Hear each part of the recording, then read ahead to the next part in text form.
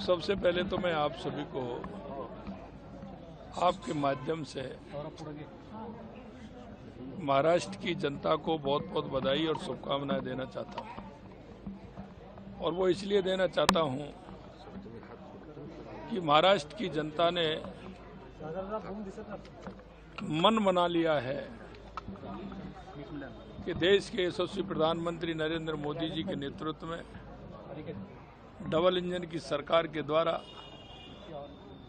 उन्हें महाराष्ट्र का उस विकास की धारा में जोड़ने का मन महाराष्ट्र की जनता ने बनाया है।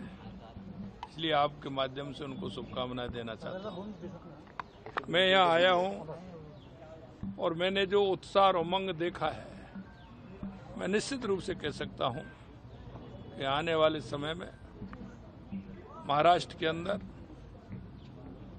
भारतीय जनता पार्टी और सहयोगी दलों की सरकार यहाँ बहुत बड़े बहुमत के साथ बनने वाली है। अगर मैं बात करूं सोलापुर की, तो मैं आज कह सकता हूं कि सोलापुर की तीनों सीटें भारतीय जनता पार्टी जीतेगी। ये आपको मैं विश्वास दिलाता हूं, क्योंकि हमेशा कांग्रेस जिस तरह से चुनाव आते हैं अफवाहों का सहारा लेती है, झूठ का सहारा लेती है। अगर सही मायने में मैं कहूं तो कांग्रेस हमेशा अफवाह झूठ के इरादे लेकर के चुनाव में आती है। और आपने देखा होगा, अगर इस देश में परिवारवाद से लेकर के भ्रष्टाचार अगर किया है तो कांग्रेस और उसके सहयोगी दलों ने किया है।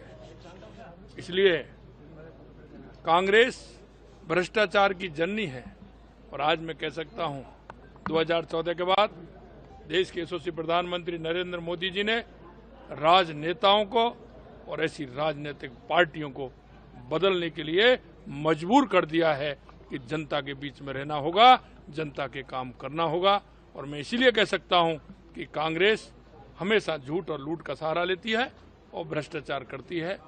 इसलिए कांग्रेस की कोई सुनने वाला अब नहीं है, उसके सहयोगी दलों की सुनने वाला कोई नहीं है। अगर कोई विश्वास देश की जनता का है तो देश के यशस्वी प्रधानमंत्री नरेंद्र मोदी जी को।